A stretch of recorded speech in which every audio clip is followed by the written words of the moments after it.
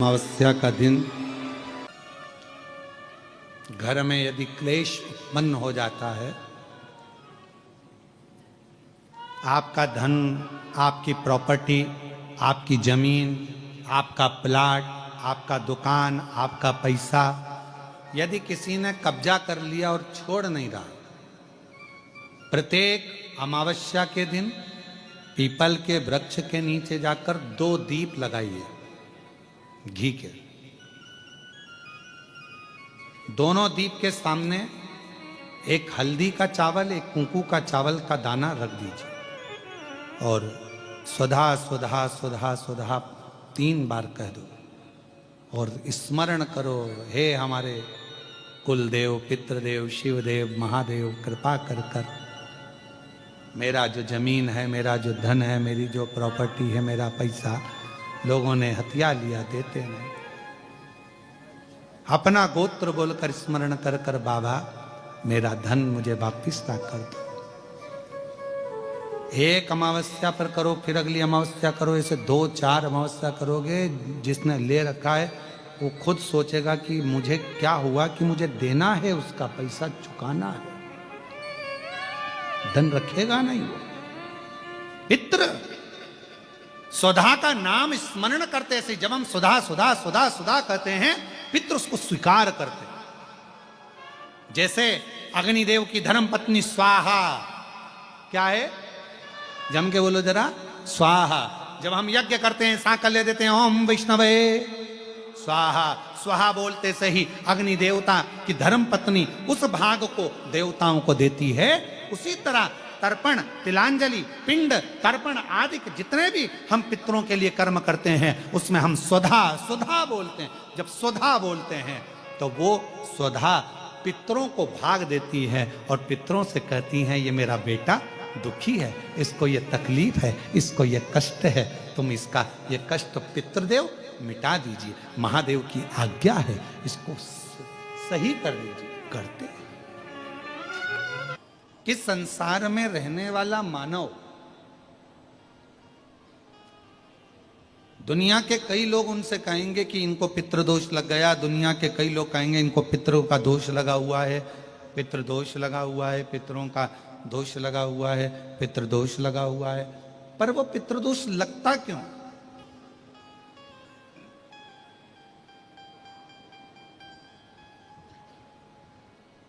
पितृदोष लगने का कारण है क्या?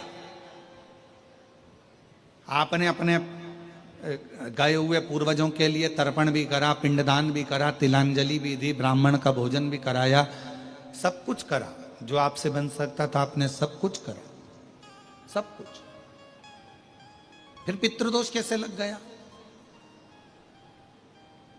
फिर पितरों का दोष कैसे लग सकता है? तो पितरों ने तुरंत भगवान देवादिदेव महादेव से कहा कि संसार सागर में माता पिता के रहते हुए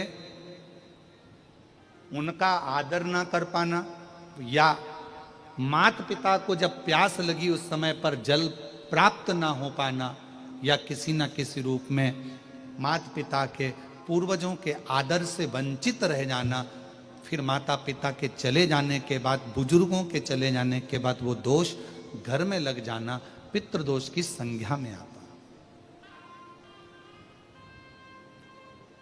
और पितृदोष के 4 लक्षण सबसे प्रबल हैं। ये कोई भी अनुभव कर सकता है। पितृदोष के 4 लक्षण में पहला लक्षण है 1 रुपया कमाओ, 1.25 रुपये खर्च हो रहे हैं, समझ लेना पितरों का दोष है। दूसरे नंबर का, एक व्यक्ति घर में बीमार है, ठीक हुआ, दूसरा बीमार पड़ गया, तीसरा ठीक हुआ, चौथा बीमार पड़ गया, घर में कोई ना कोई निरंतर बीमार पड़ा हुआ है, दवाई गोली लगी रही है, समझ लो पितरों का दोष है। तीसरे नंबर पर आप कोई पूजन की थाली लगाए, किसी को भोजन देने जा रहे थे, किसी को पानी देने जा रहे थे, किसी को भोजन का कोई नाश्ता देने जा रहे थे, और आपकी ट्रे में से, आपकी थाली में से, आपके हाथ से अगर कोई भरा हुआ पात्र पानी का गिर गया, नाश्ते का गिर गया, थाली गिर गई, कोई दूध का गिलास गिर गया, कोई सामग्री गिर गई, कोई पूजन की थाली तुम्हारे हाथ में है और पूजन की थाली में से मालूम पड़े कोई सामान गिर गया नीचे, समझ लो कि पितृ का दोष है। और चौथे नंबर पर पितरों का दोष का वर्णन किया गया। घर में जितने सदस्य रह रहे हैं, अगर वो किसी न किसी रूप में एक दूसरे पर चिढ़कर बोल रहे हैं, क्रोध कर कर बोल रहे हैं। प्रश्न बहुत छोटा सा है, पत्नी ने कुछ कहा, उसका उत्तर पति ने चिढ़कर दिया, पति ने कुछ कहा, पत्नी ने चिढ़कर उत्तर दिया, बच्चों ने कुछ कहा, माँ बाप ने चिढ़कर उत्तर दिया, माँ बाप कुछ बोले, बच्चे चिढ़कर उत्तर दिए। समझ लेना कि कहीं ना कहीं पितरों का दोष। तो भगवान पितृदेव ने अपने दामाद से, भगवान देवाधिदेव महादेव से कहा कि संसार सागर में हो सकता है कि संसार सागर में मनुष्य रहता है, मानव रहता है, और उससे गलतियां हो जाती है। तो पितृदोष अगर संसार के लोगों को लगे तो हमारा एक निवेदन है, आप जाते जाते वर दीजिए कि ये पितरों की शांति आपकी आराधना से पूर्ण हो जाए। बस इतना वर दे दीजिए। शिव जी उस समय पर मौन हो गए। भगवान देवाधिदेव महादेव एकदम मौन। पार्वती जी ने शिव जी से कहा, आप हमारे नाना जी को वर नहीं देंगे? आप हमारे नाना नानी को वर नहीं देंगे? इन पितरों को और पितराणी को आप वर नहीं देंगे? शिव जी ने वर दिया मां पार्वती जी के नाना जी को और अपने नाना ससुर को। हे पितृदेव,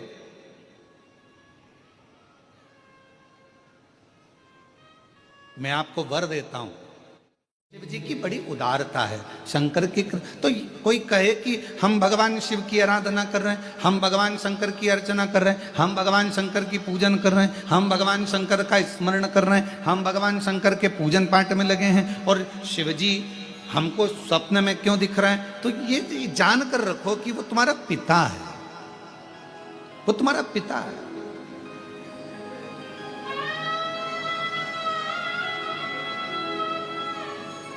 शिवलिंग दिख रहा है मतलब कोई अच्छा कार्य आपकी जिंदगी में होने वाला।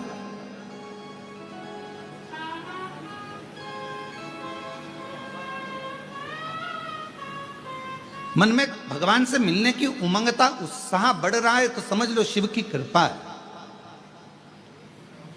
भगवान शंकर की कृपा है, करुणा है।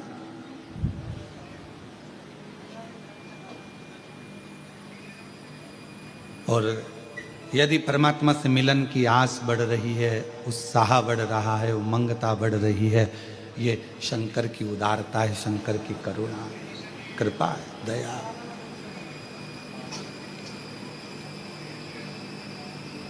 आज जितने आप सब इस पितृपक्ष की 5 दिवसीय ऑनलाइन शिव महापुराण की कथा का लाभ ले रहे हैं और मन में एक उमंगता, एक उत्साह, उमंगता आपके भीतर है, भगवान शंकर की करुणा।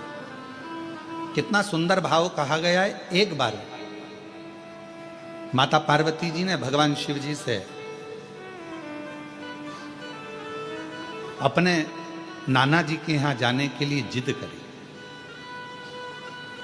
और पार्वती जी के नाना जी कौन है? पितृलोक।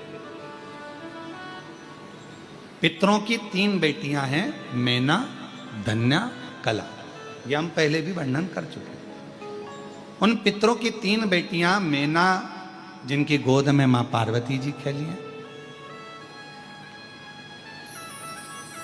धन्या सुनैना बनी जिनकी गोद में मां जानकी जी खेली हैं, कला कीर्ति बनी जिनकी गोद में राधा जी खेली। ये तीनों पितरों की 3 बेटियां पितृलोक में इनका निवास है, पितृलोक में ये रहती हैं। पर सनकादि ऋषियों के चरण में, जंघा में इनके वस्त्र की चोट लग जाती है, जिसके कारण बस ये पितृलोक से मृत्युलोक में आ जाती है। थोड़ी सी गलती हुई, थोड़ी सी गलती, थोड़ा सा गलत कर्म हो गया कि चलते चलते उनके कपड़े संत की जंघा पर, अर्थात छोटे छोटे जो सनकाद ऋषि बड़े आनंद के साथ तप कर रहे थे और उनके वस्त्र उनको छूकर चले गए।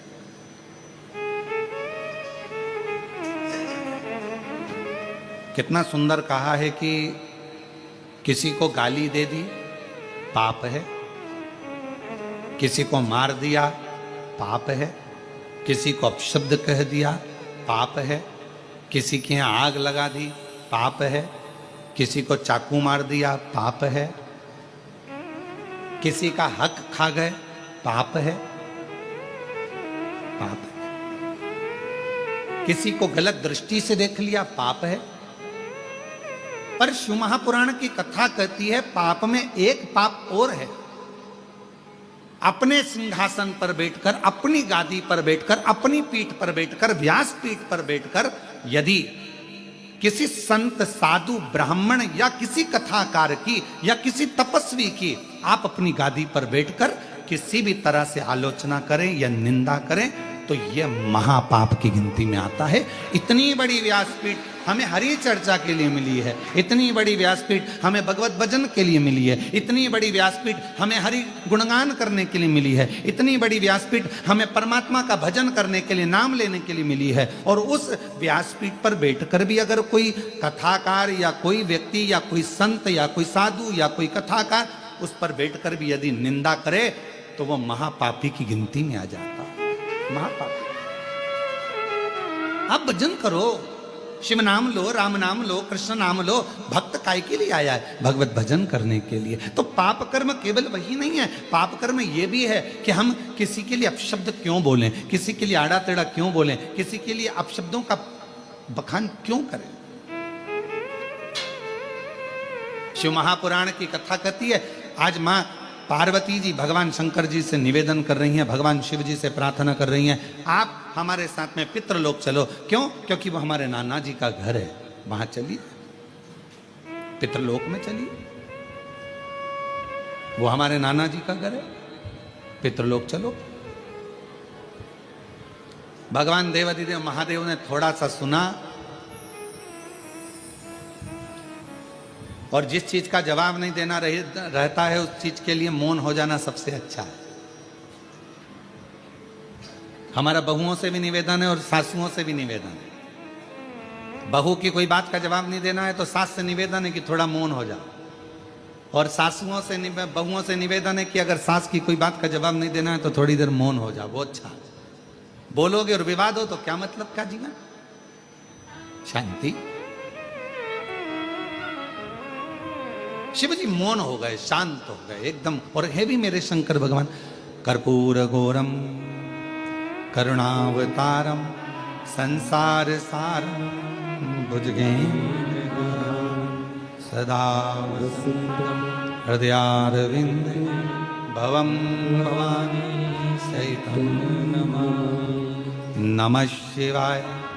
ओम नमः शिवाय, नमः शिवाय, नमः शिवाय, नमः शिवाय। ओम नमः शिवाय, नमः शिवाय, ओम नमः शिवाय। कर्पूर गौरम करुणावतारम संसार सारम भुजगेन्द्रहारम सदा हृदयारविंदे भवं भवानी सहितं नमः शिवाय। ओम नमः शिवाय, नमः शिवाय, नमः शिवाय। भगवान शिव की आनंदमय मूर्ति का प्रतिबिंब यह स्वरूप भी तो कह रहा है कि शिव शांत रहते हैं, शिव मौन रहते हैं। भगवान शंकर का एक सबसे बड़ा यदि कोई तत्व उनके अंदर है, क्या लोग कहते हैं भगवान शंकर की पूजन करोगे तो तुम्हारे अंदर हो सकता है क्रोध आ जाए, शिव जी की पूजन करोगे तो हो सकता है तुम्हारे अंदर कोई भाव आ जाए। अरे शिव महापुराण की विद्येश्वर संहिता कहती है शंकर भगवान को एक लोटा जल चढ़ाने वाले को, शिव जी की आराधना करने वाले को, शंकर की उपासना करने वाले पर भगवान सबसे पहला सुख अगर देता है तो शांति देता है, वो भी हृदय की, मन की शांति देता है। हृदय की शांति, मन की शांति।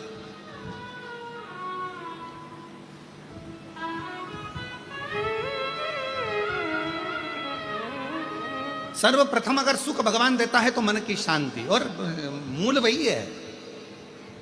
हम आपसे पूछे जरा उत्तर दीजिएगा, जहां जहां से आप लोग आए, अब हमको ये भी नहीं मालूम ना तुम कहां कहां से आए हो।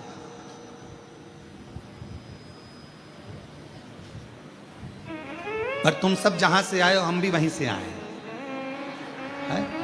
तो हमको ये भी नहीं मालूम कि आप लोग तो एक प्रश्न हम आपसे करें, उत्तर दीजिएगा जरा प्रेम से। अगर कोई मर जाता है और मरने के बाद तुम्हारे व्हाट्सएप पर या ग्रुप में मैसेज आता है कि ये व्यक्ति फलाना फलाना व्यक्ति अपने प्राणों को छोड़ दिया और परमात्मा में मिल गया, तो तुम उसके कमेंट्स में क्या लिखते हो? जम के बोलो, ओम शांति।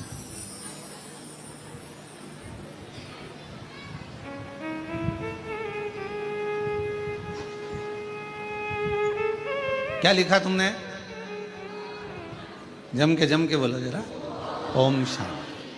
ठीक है। और कुछ लिखा? हाथ जोड़ लिए, फूल बना दिया, फूल का गुच्छा बना दिया, भले वो कैसा भी हो। तुमने ये लिखा कि बहुत एबला था, बहुत उपद्रवी था? नहीं, आपने क्या लिखा? ओम शांति। मतलब पूरी जिंदगी व्यक्ति ने संघर्ष किया, पूरी जिंदगी व्यक्ति ने काम किया, और आखिरी में लोग जब खड़े होकर श्रद्धांजलि भी देते हैं तो क्या कहते हैं कि 2 मिनट का मौन उस जीवात्मा की शांति के लिए धारण। और लोग हाथ ऐसा लंबा करके और बिल्कुल शांति से एकदम खड़े हो जाते हैं उस जीवात्मा की शांति के लिए। पर जरा विचार करिए कि वो शांति जो वो पूरी जिंदगी ढूंढता रहा, आखिरी तक नहीं मिली, मरने के बाद उसको शांति मिली। पर शिव महापुराण की कथा कहती है कि मरने के बाद लोगों को शांति मिलती है। वो शांति अगर शिव कहते हैं, मेरा मंदिर, मेरा देवालय, मेरा शिवालय जहां मैं रहता हूं, लोग उसे शमशान कहते हैं। मैं जहां रहता हूं काशी, जिसको लोग महाशमशान कहते हैं, जहां मैं निवास करता हूं वो स्थान मेरा कैलाश माना जाता है। तो शंकर जी कहते हैं यदि संसार का मनुष्य जीते जी, मरने के बाद नहीं, जीते जी अगर शांति चाहता है तो मेरे मंदिर में, मेरे शिवालय में आकर अगर एक लोटा जल चढ़ाता है तो वो शांति उसको जीते जी प्राप्त हो, वो शांति उसको जीते जी। अब मरने के बाद अगर लोग ओम शांति लिखें, मरने के बाद लोग ओम शांति कहें, मरने के बाद श्रद्धांजलि में कहें 2 मिनट का मौन धारण करो जीवात्मा की शांति के लिए, उससे अच्छा है अपनी शांति अपने को इकट्ठा करना है। इसलिए 1 लोटा जल लेकर शंकर के मंदिर में जाओ, शिव जी को 1 लोटा जल समर्पित करो, हृदय से अपने भीतर उस शांति को आप पाओगे। जब शिव जी को 1 लोटा जल चढ़ाओगे, हृदय से शांति का अनुभव। एक पत्र है, देखिए,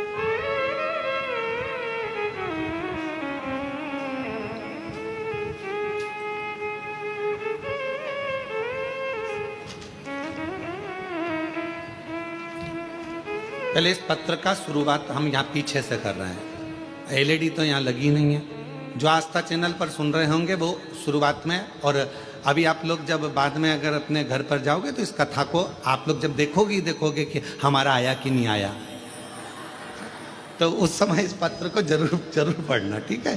तो हम शुरुआत कर रहे हैं पत्र के पीछे से। 1 लोटा जल, 1 बेलपत्री, सभी समस्या का हल। और अगर तुम्हें दिख जाए तो तुम भी पढ़ लो, यहां लिखा है, दिख रहा है सबको?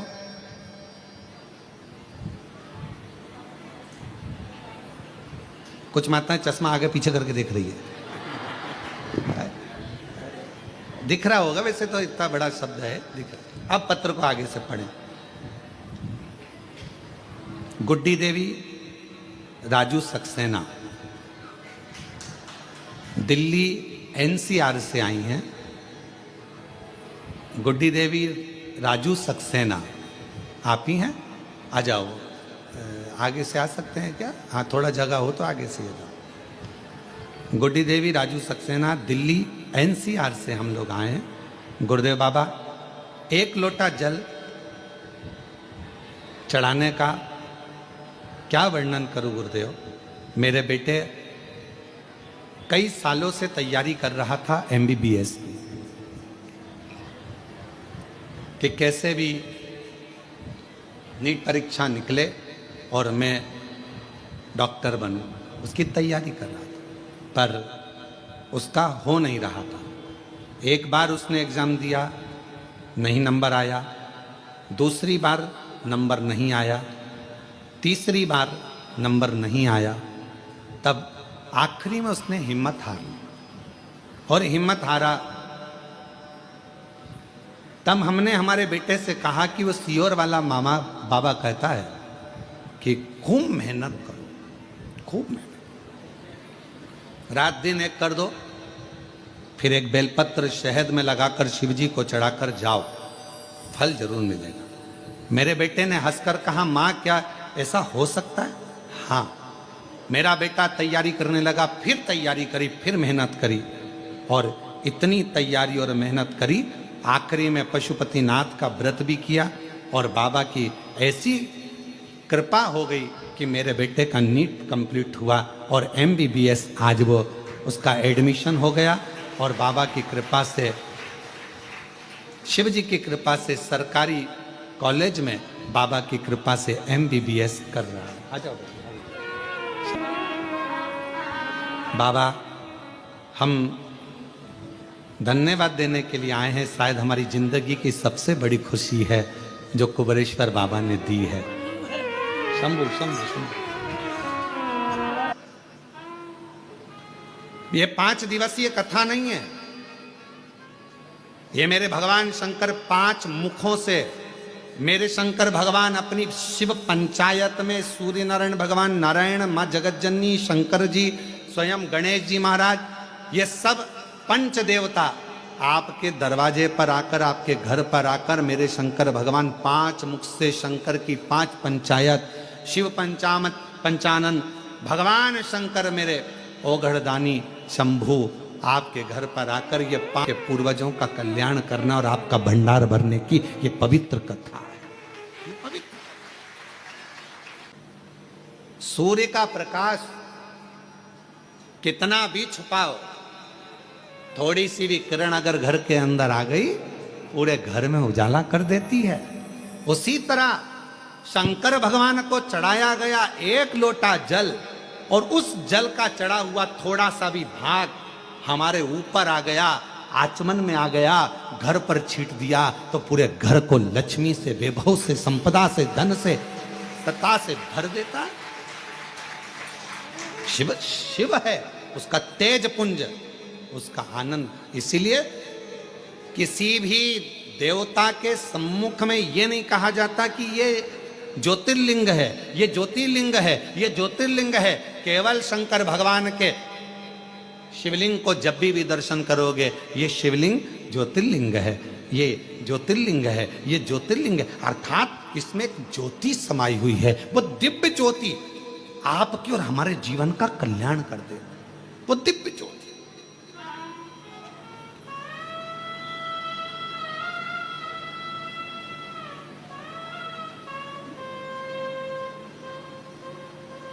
पार्वती जी शिव जी से कह रही हमारे नाना जी क्या चलो, उत्तर नहीं दिया मेरे भोलेनाथ जी ने, जवाब नहीं दिया। शंकर भगवान मौन थे, जवाब नहीं दे रहे उस समय का, एकदम चुप। कहीं वो दिव्य ज्योति का एक तत्व हमारे भीतर आए। ये कितने किस्मत वाले होंगे श्रीमती सरोज श्रीवास्तव जी, श्रीवास्तव परिवार कितना भाग्यशाली है।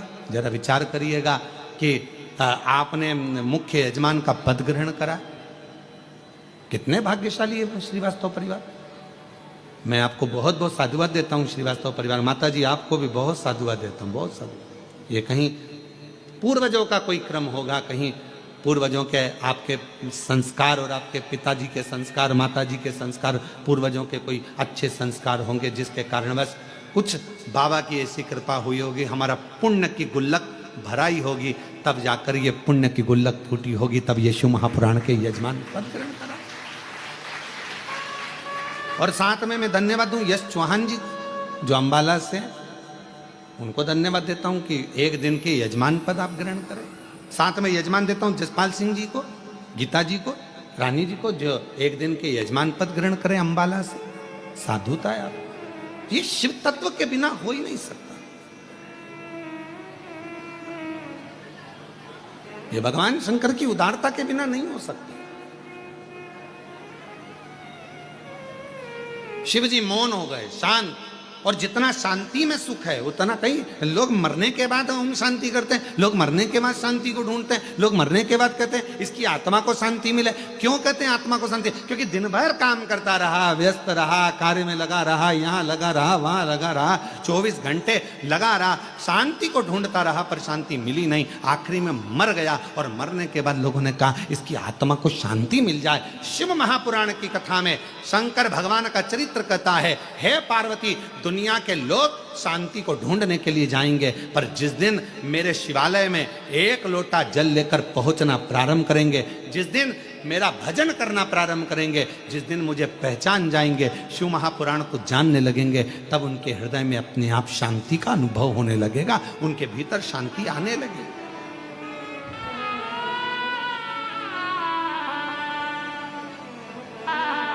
कितना कितना शहर में, कितना बड़े बड़े शहरों में जाकर देखिए जरा,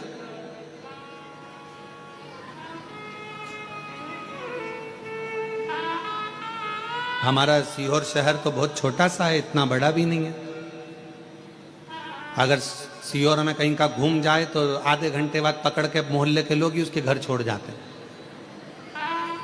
इतना छोटा था तो हमारा शहर है, बड़ा शांतिपूर्ण है। तो सीहोर शहर कोई और जाएगा भी कहाँ, कस्बे में घूमा तो मंडी में आ जाएगा, मंडी में घूमा तो छावनी में आ जाएगा, छावनी में घूमा तो ब्रह्मपुरी, ब्रह्मपुरी से घूमा चाणकपुरी, चाणकपुरी से घूमा छावनी, जाएगा का छोटे से शहर में। कई बार यहाँ कुबरेश्वर धाम पर जब भीड़ बढ़ जाती है, मोबाइल काम करना बंद कर देते हैं, तो बहुत सारे लोग मीडिया पे चलाना चालू कर देते हैं, इतने लोग खो गए।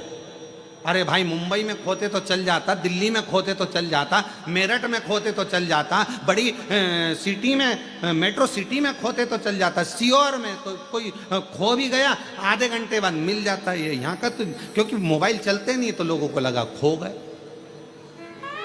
और ढूंढ रहे नहीं मिल रहा, और जैसे ही मोबाइल लगा नेटवर्क मिला, कहाँ जाओ।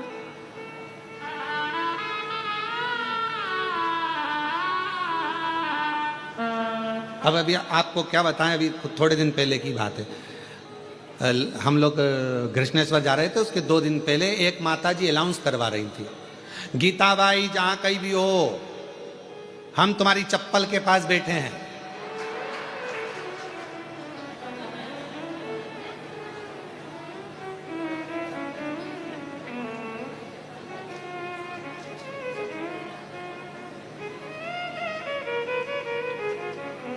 अब गीता बाई भी कितने अच्छे में कहाँ बिठा के गई, चप्पल के पास, और उसको बोलना था, अरे गीता बाई जहाँ कहीं भी हो, हम कंकर शंकर की भूमि पर कंकर के पास में शिव के पास बैठे हैं, मंदिर के पास बैठे हैं, तू आ जा। अब अनाउंसमेंट क्या करा रही है, हम चप्पल के पास। 4 बार अनाउंस करवाया, फिर अंदर खबर गई भोजनशाला में जहाँ भोजन चल रहा था। हमने कहा कि ए बच्चों जरा देखो रे जाके, वो 4 बार अनाउंसमेंट करवा चुकी है, गीता बाई कहीं हो, हम उसके चप्पल के पास बैठे हैं, जाओ जरा। तो उन्होंने अंदर रसोई घर में पूछा गीता बाई कौन है, तो गीता बाई तो आराम से गुलाब जामुन खा रही थी, गुलाब जामुन खा रही। अब कुबरेश्वर धाम का तो नियम है, एक खिचड़ी बनती है, सवेरे सब्जी बनती है, रोटी पूड़ी बनती है, और इसके बाद में अपना एक मीठा, एक नमकीन, ये भोजन का नियम रहता है। सुबह 10 बजे चालू होता है, 10:30 बजे तक, और शाम को चलता है 3-4 बजे तक। वो क्रम करके शाम को खिचड़ी प्रसाद होती है। यहाँ का तो नियम जैसा है वैसा, एक मीठा, एक नमकीन, भोजन, ये सब प्राप्त होता है। उस दिन गुलाब जामुन बने, वो गुलाब जामुन खा रही हो। अब लड़कों ने जाकर कहा कि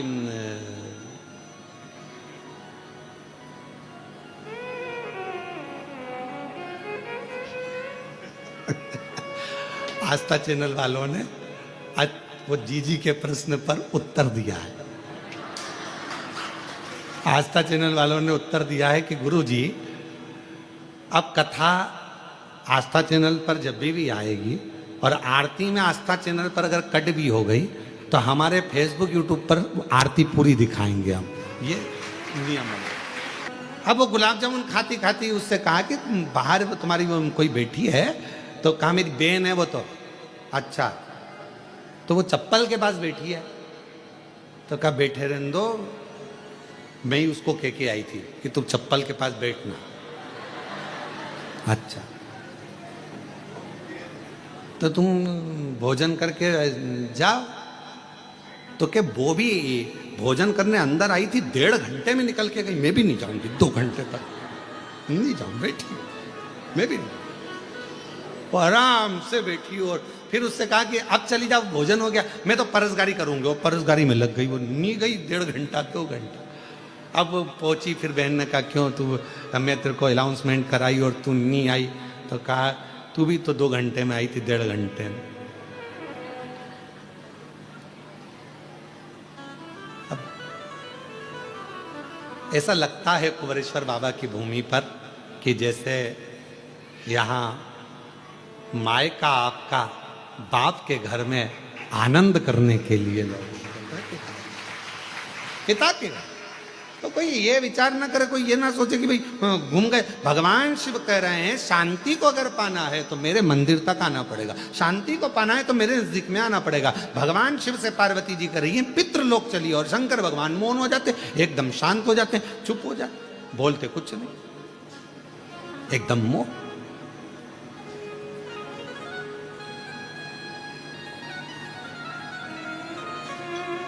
अब मेरे बाबा ने बड़ी करुणा करी, पार्वती जी को लगा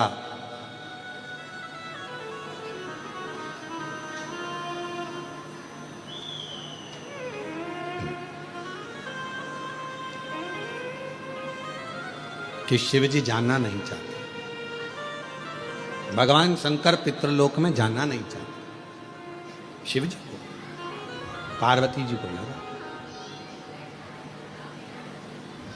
कि भगवान जाना नहीं चाह रहे, ऐसा लग रहा है मुझे कि भगवान शंकर पितृलोक में नहीं जाना चाहते। तब पार्वती मैया ने कहा कि प्रभु मेरे नाना के घर आप नहीं जाओगे क्या?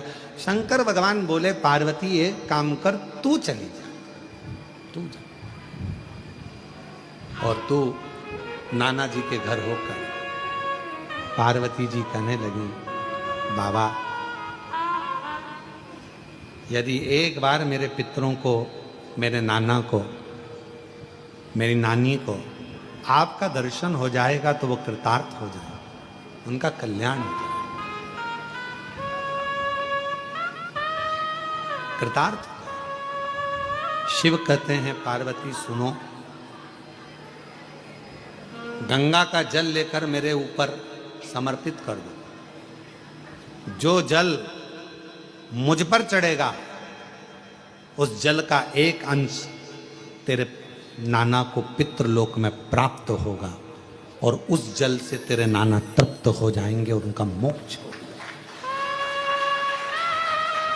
हम पहले भी कहें पितृपक्ष के अंतर्गत यदि प्रदोष के दिन अगर भूल से भी आपके हाथ से 1 लोटा जल शिव जी को चढ़ जाए, और केवल पितृपक्ष के प्रदोष के दिन यदि 1 लोटा जल, 1 बेलपत्र, 1 चावल का दाना आपका शंकर भगवान को चढ़ता है, शाम के समय प्रदोष काल में भगवान शंकर के मंदिर में या बेलपत्र के वृक्ष के नीचे या तुलसा के क्यारे में या बट वृक्ष के नीचे या बेलपत्र के नीचे या आंवले के वृक्ष के नीचे या पीपल के वृक्ष के नीचे यदि एक दीप प्रज्वलित होता है प्रदोष काल में, निश्चित है आपके पूर्वज, आपके पितरों को तर्पण हुआ कि नहीं हुआ, पिंड हुआ कि नहीं हुआ, पर उनकी मुक्ति निश्चित हो जाती है, मोक्ष निश्चित। भगवान शंकर को जितना रिझा सकते उतना रिझा।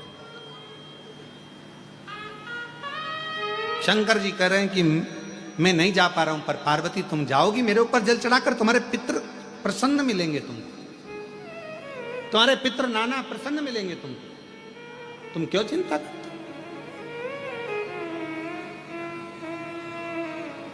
जाओ। अब पार्वती जी ने शिव जी का सुंदर जल चढ़ाकर अभिषेक किया, स्नान कराया, भगवान शंकर को शिवलिंग पर जल समर्पित करा और जल चढ़ाकर आज पार्वती जी पितृलोक में पहुंची अपने नाना जी के घर। क्या देखती हैं? सुंदर स्वरूप है, इतना उमंग, इतना उत्साह, इतना त्योहार, मेरे नाना जी के यहाँ कभी नहीं मना। जो शंकर भगवान को मैं जल चढ़ाकर आई तो आज पितृलोक में तो आतिशबाजी हो रही है, पितृलोक में तो नगाड़े बज रहे हैं, पितृलोक में तो सहनाइयां बज रही हैं, पितृलोक में मंगलाचार हो रहा है,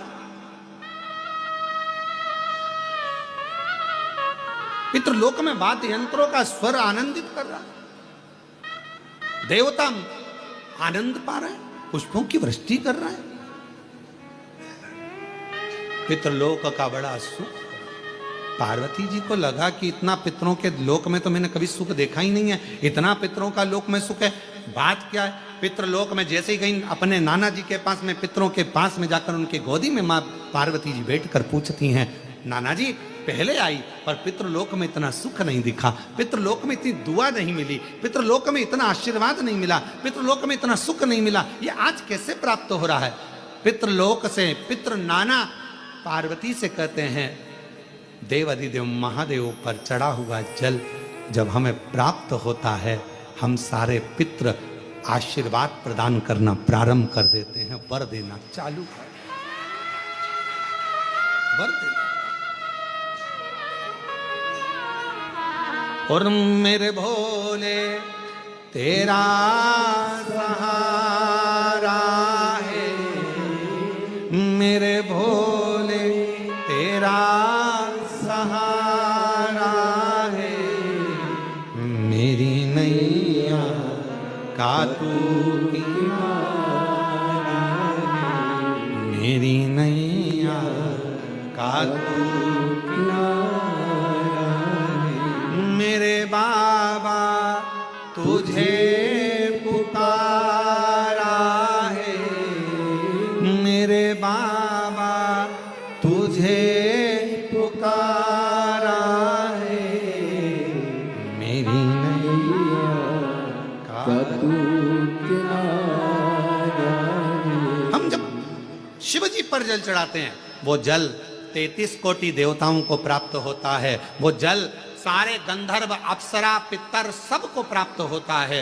वो जल हमारा कल्याण कर देता है। तुम खुद अंदाजा लगाइए, आज से पहले जरा अंदाजा लगा कर देखना, जिसको पत्रिका दिखाते थे वो कहता था पितृदोष है, जिसको अपना हाथ दिखाओ काल सर्प दोष है। जिस दिन से आपने भगवान शंकर को जल चढ़ाना प्रारंभ कर दिया, 1 साल 2 साल 6 महीना 8 महीना 5 महीना शिव जी को जब से जल चढ़ाना प्रारंभ करा, तब से आपको खुद महसूस हुआ होगा कि अब मेरे ऊपर पितृ दोष नहीं, काल सर्प दोष नहीं, क्योंकि मेरे शंकर भगवान ने सारे दोष मिटाकर मेरा कल्याण कर दिया है, मेरे को कृतार्थ।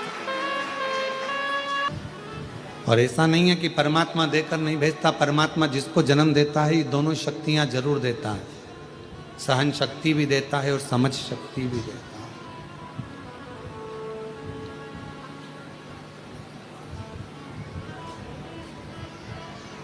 सहन शक्ति भी देगा और समझ, अब दोनों का होना जरूरी है। सहन शक्ति भी होना जरूरी है। कोई अपशब्द कर रहा है, कोई ताने दे रहा है, कोई गाली दे रहा है, कोई आड़ा टेढ़ा बोल रहा है, कोई आपके ऊपर कमेंट्स कर रहा है, कोई आपको अपशब्द बोल रहा है, कोई आपकी बातों को काट रहा है, कोई आपको गलत साबित कर रहा है, ठीक है सहन करते जाओ। शंभू है ना, शंकर है ना, विश्वास रखो करेगा। जब आपका जवाब आप ना दे सकते हो तो आपका जवाब आपका समय और कुबेरेश्वर महादेव जरूर देगा।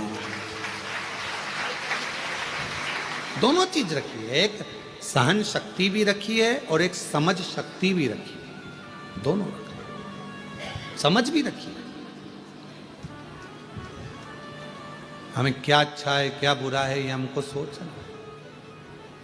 और मैं साधुवाद दूंगा, आज हमारे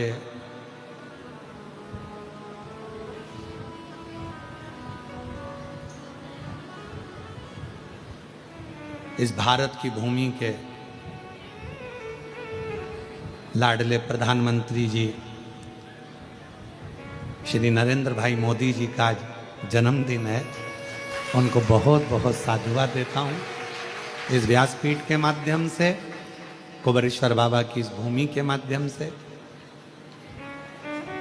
आयु बहन ने लिखा पत्र के अंदर, मैं मंदिर जाती हूँ तो भी मुझे स्वप्न में शिवलिंग दिखता है, मैं मंदिर जाती हूँ मुझे स्वप्न में तो भी मुझे सोने में शंकर भगवान का शिवलिंग नजर आता है, तो भी मुझे शिव दिखता, शंकर दिखता, शिव नजर आता, दिख रहा है हर जगह पर वही नजर आता, शिव शिव है।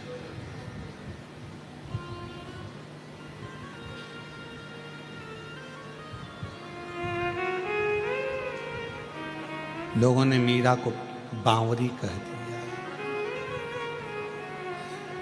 सास ननंद मुहे बावरी बतावे, सास ननंद मुहे बावरी बतावे, संग की सहेलियां उंगली उठावे, संग की सहेलियां उंगली उठावे, हंसी उड़ावे सारी सारी दुनिया, मीरा बनी रे जोगनिया, हंसी उड़ावे सारी सारी दुनिया, सारी सारी दुनिया, मीरा बनी जोगनिया, अपने पिया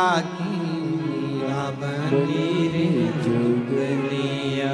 लोग बावरी कह रहे हैं, पागल कह रहे हैं, बावरी बता देते हैं, बार बार कह देते हैं मीरा बावरी है। मीरा में गिरधर गोपाल लकड़ी की काठ की मूर्ति में उसको भगवान कृष्ण दिख रहा है।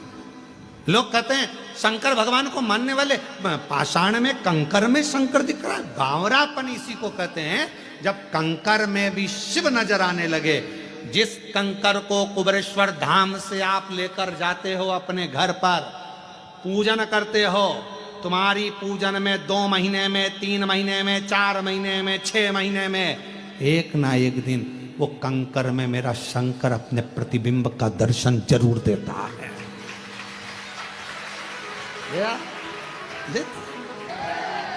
है? हमारे श्रीवास्तव परिवार कह रहा है, जजमान परिवार, हमारे यहाँ कंकर है उसमें हमने शंकर का, ये भाव अपने आप प्रकट हो जाए। और आप में भी कई बैठे होंगे जो लेकर गए होंगे, आराधना करी होगी, साधना करी होगी, शिव तत्व को जाना होगा, कंकर की पूजन शिव के रूप में करी होगी, वो शंकर का दर्शन होगा। शिव लोग बावरा कहते हैं। अरे तुम पागल हो गई हो, ऐसा हो सकता है क्या? शिव उसमें आ सकता है क्या? शंकर उसमें दिख सकता है क्या? क्यों नहीं? जब नैनों में अगर पीले कलर का चश्मा लगा है तो सब पीले दिखेंगे। तुम्हारे नैनों पर तो शिव पुराण का चश्मा लगा है तो शंकर तो नजर आएगा ही, शिव तो दिखेगा ही, शंकर तो दिखना ही है। ये देख लो, एक और चश्मा लगा के आए हैं शिव पुराण का, अलग से आवाज आई, हर हर। ये शिव नेत्र में जो चढ़ गया है, शंकर का चश्मा चढ़ गया, शिव पुराण का जो चश्मा चढ़ गया है, उसमें शिव शिव नजर आता है। कृष्ण मंदिर में दर्शन कर रहे हैं तो शिव दिख रहा है, राम मंदिर में दर्शन कर रहे हैं शिव दिख रहा है, किसी भी होटले पर दर्शन कर रहे हैं शिव दिख रहा है। कहीं एक जरा सा होटला भी दिखा, शंकर नजर आ रहा, रात को सो रहे तो शंकर जी दिख रहा, दिन में जाग रहे तो शंकर जी। ये शिव भीतर, वो कहें शिव नाम होठों पर चढ़ गया रे, तो समझो ये जीवन सवर गया रे। शंकर भीतर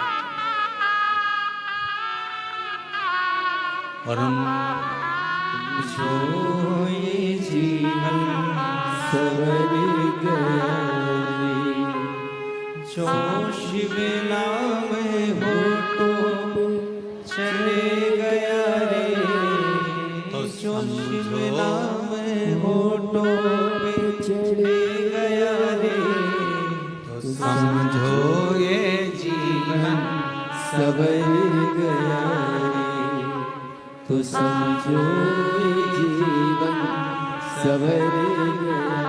थोड़ा सा गुनगुना लेते हैं, ठीक है? खड़े तो नहीं हो गए, बैठे रहना, ठीक है? थोड़ा सा गुनगुना के फिर आगे चल देंगे।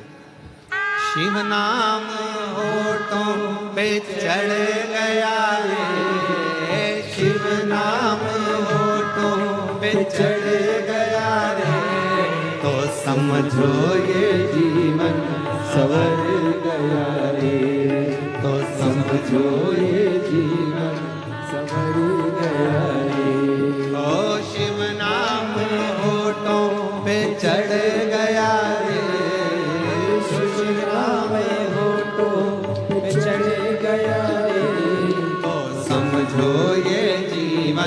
सवर गया रे, समझो ये जीवन सवर गया रे।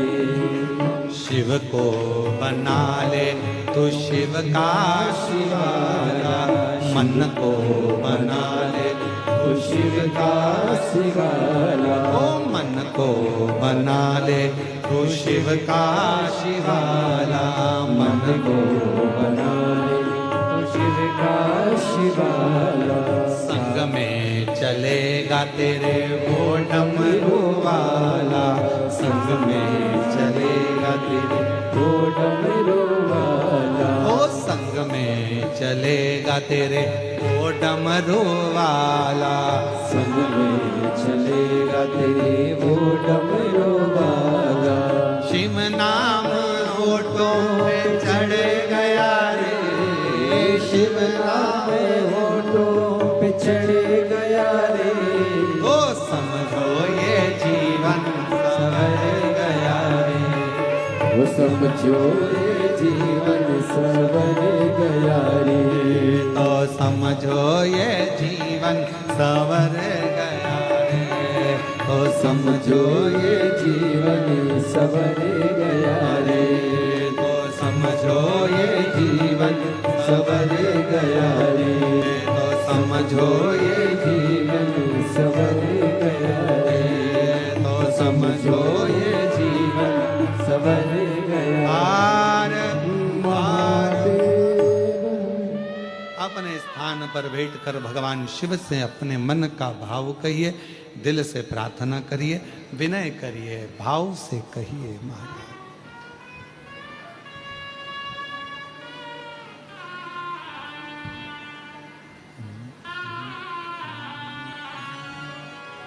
श्री शिवा नमस्तु,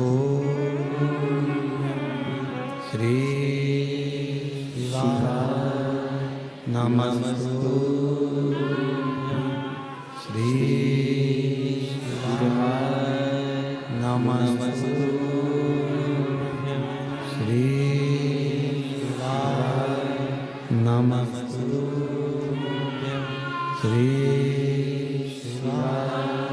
नमस्तु। भोला सब दुख काटो, ओ भोला सब दुख काटो, शिव शंकर जपूं तेरी माला, भोले बाबा जपूं तेरी माला, भोला सब दुख काटो मारा, ओ भोला सब दुख काटो मारा। वेश मंगल मंगल कारी, वेश है मंगल मंगलकारी, शमशान निवासी हमारा, शमशान निवासी हमारा, ओ भोला सब दुख काटो मारा,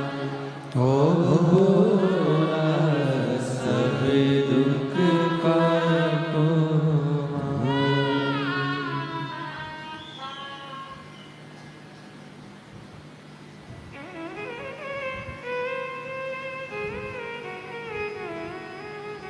बाबा देवाधिदेव महादेव भगवान शिव त्रिकालदर्शी कैलाशी अविनाशी भगवान शंकर की कथा कर रहे हैं, शिव महापुराण कर रहे हैं, शिव महापुराण की कथा वर्णन कर रही है।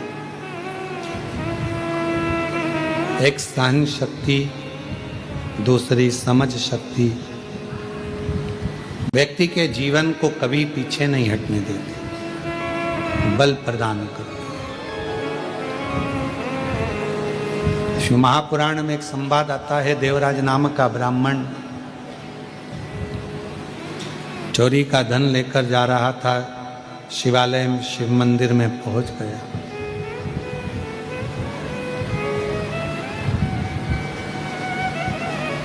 और शिव मंदिर में पहुंचकर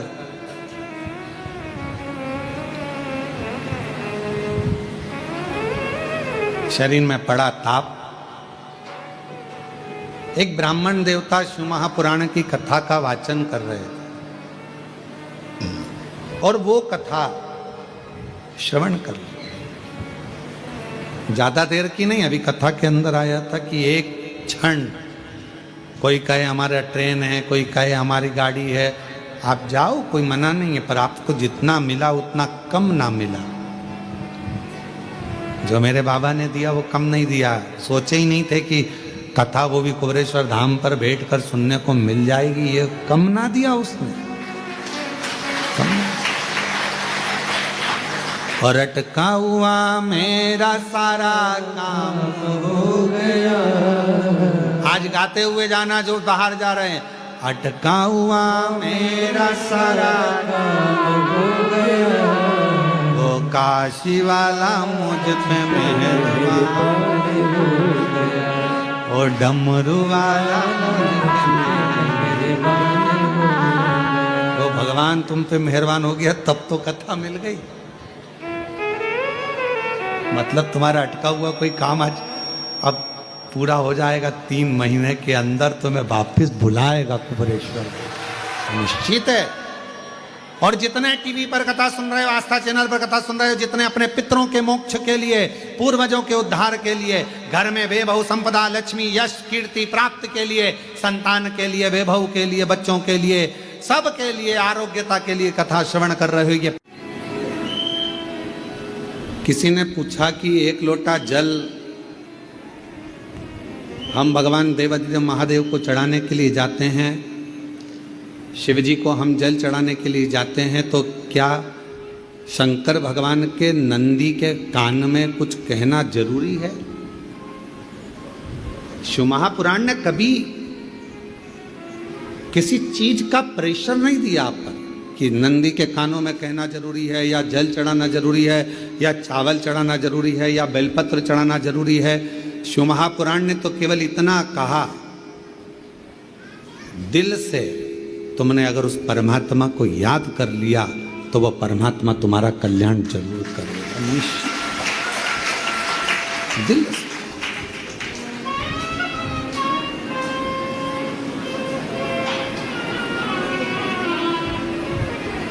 श्री शिवाय नमस्तुभ्यं, श्री शिवाय नमस्तुभ्यं, श्री शिवाय नमस्तुभ्यं, श्री शिवाय नमस्तुभ्यं, श्री शिवाय नमस्तुभ्यं, श्री शिवाय नमस्तुभ्यं। आपने जितना दिल से उस परमात्मा को पुकारा, वो परमात्मा हमारे करीब में होगा।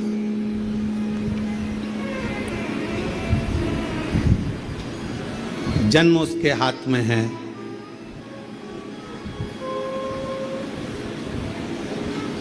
परण उसके हाथ में है, विवाह किससे, कहाँ, कब, कैसे होना है, ये उसने अपने हाथ में रख रखा, उसके हाथ। मृत्यु कब, कहाँ, किस जगह, कैसे होगी, ये उसके हाथ में। कई लोग कहते हैं वो वहां गया, अमरनाथ, कोई कहे केदारनाथ गए, वहां त्रासदी हो गई और हेलीकॉप्टर क्रैश हो गया, या ये परेशानी खड़ी हो गई। जहां लिखा था वहां उसको जाना था।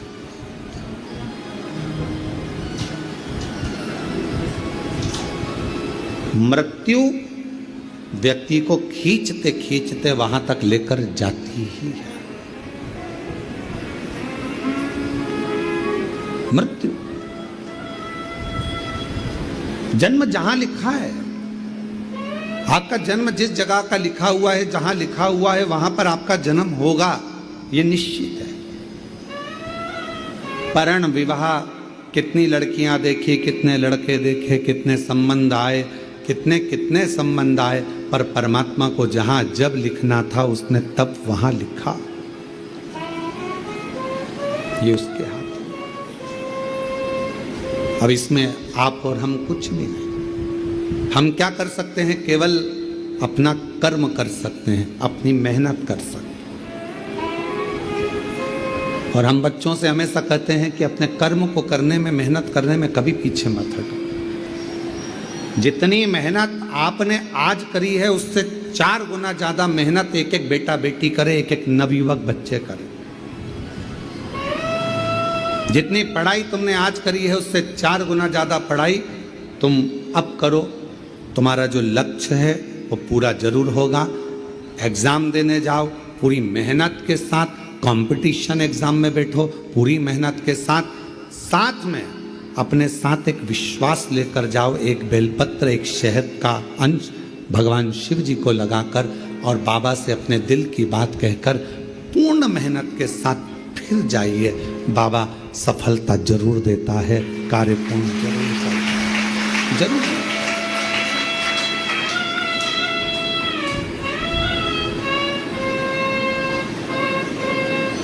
थोड़ा परिश्रम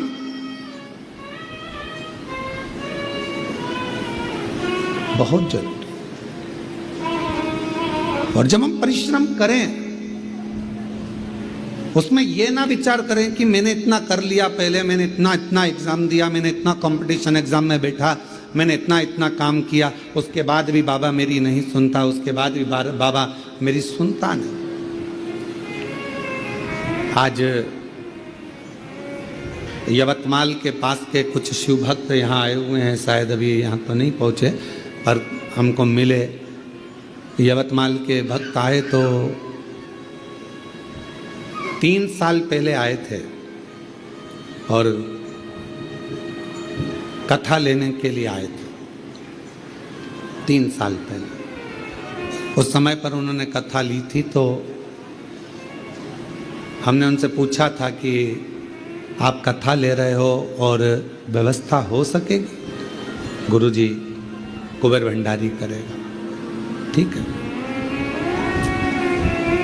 अब उन्होंने एक प्रश्न 3 साल पहले कहा गुरुजी कथा दे दो। अब उस समय पर हमने पूछा तुम क्या काम करते हो? तो कहा छोटी सी खेती है, थोड़ा सा सिलाई आदि कर्म है, कपड़ा आदि का कोई काम है, कथा करा लोगे? हाँ। हमने कहा 2-5 लाख लोग आते हैं, उनका भोजन व्यवस्था कैसे होगा, क्या करोगे? तो कहा गुरुजी अब कथा दे दीजिए बस आप तो अब मन में आया कि इतना दिल से आया है, कथा लेने आया है, भाव से आया है, लाखों लोग इसके यहाँ पहुँचेंगे, कथा करवाएगा, व्यवस्था करना पड़ेगी, कैसे करेगा? आया है कथा लेना। हमने 3 साल बाद 2026 में जो क्रम आएगा मार्च अप्रैल का, तब उस समय पर उसको कथा दी। तो 4 साल, 3 से 4 साल के बीच में उसका था। अब वो बोले गुरुजी इतनी लेट कथा, 2-3 साल पहले की बात, इतनी लेट कथा। हमने कहा कुबेरेश्वर बाबा जब भंडार भरेगा, तेरे यहाँ लाखों लोग आएंगे, 5 लाख लोग खाना खाएंगे, बैठेंगे, भोजन करेंगे, कथा सुनेंगे, और तुम्हारा काम सिलाई आदि छोटा, बाबा को पूर्ण करने में, फाइल देखने में समय भी तो लगेगा, और समय लगेगा तो भरेगा भी तो सब, फाइल भी तो देखेगा, और फाइल देखेगा तब तो कृपा करेगा। आज वापिस 3 साल के बाद मिलना हुआ, और 3 साल के बाद हमने उनको देखा तो कहा गुरुजी कथा है अगले साल मार्च अप्रैल में। हमने कहा ठीक तो हो? कहे गुरुजी ऐसा बाबा ने भंडार भर दिया, ऐसी कृपा कर दी, ऐसी करुणा कर दी कि पूछो मत।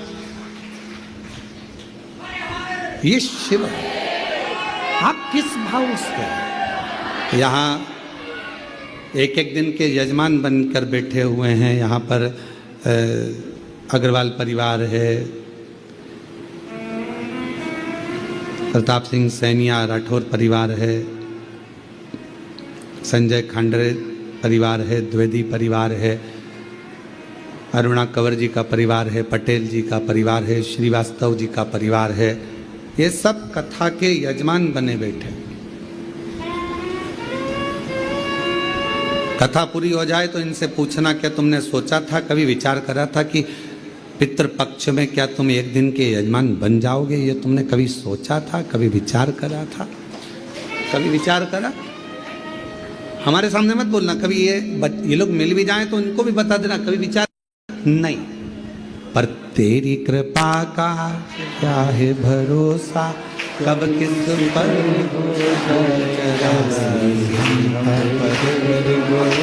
जरासी जिस पर भी हो गई तेरी कृपा करुणा, वो भव पार हुआ, भव पार हुआ।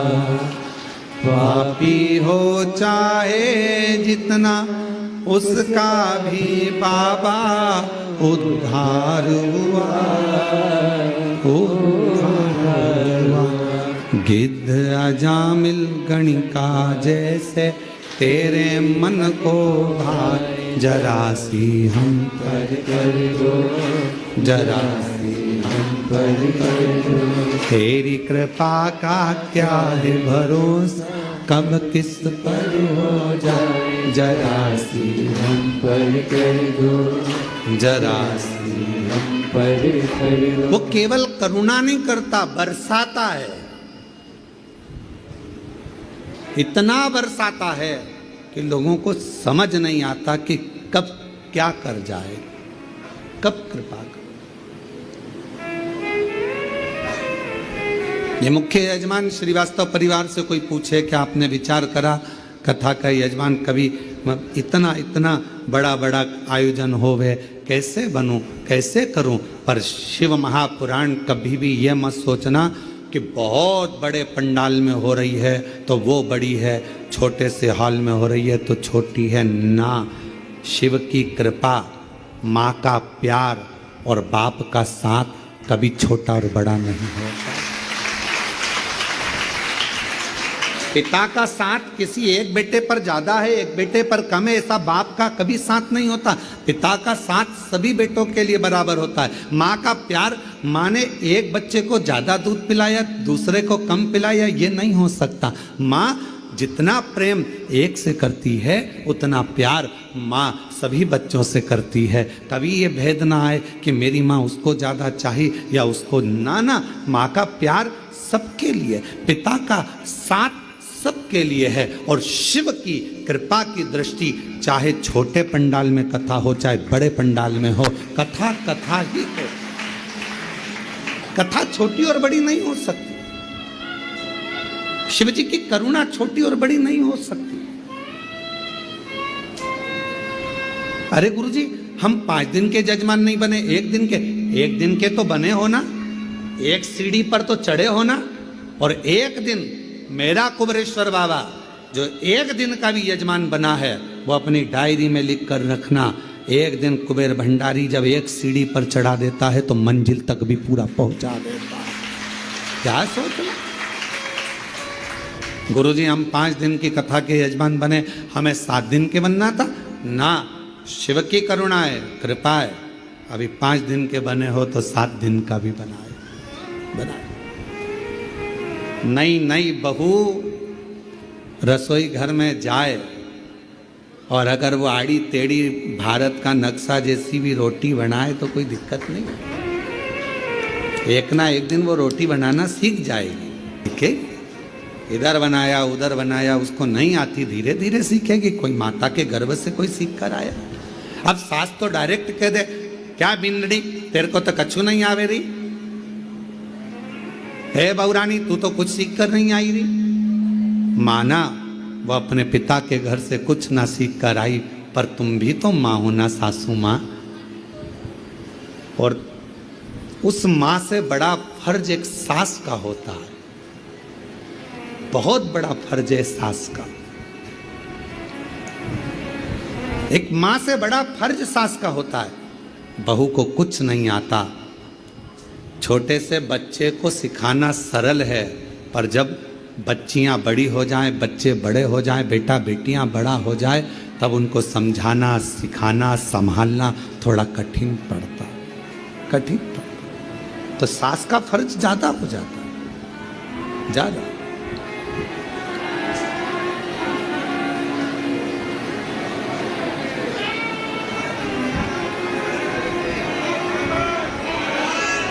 ये शिव की उदारता है, शंकर की करुणा है। पिता का साथ, मां का प्यार और शिव जी की करुणा, दया, कृपा छोटी बड़ी नहीं होती, एक जैसी, एक जैसी। चलो एक बात आपसे पूछते हैं, उत्तर दीजिएगा। माचिस में, एक तीली में अग्नि कितनी होती है? थोड़ी सी। लाइटर जलाते हो? अरे बोलो तो जम के। लाइटर में अग्नि कितनी होती है? थोड़ी सी। चूल्हे में अग्नि कितनी होती है? थोड़ी सी। गैस में अग्नि कितनी होती है? थोड़ी सी।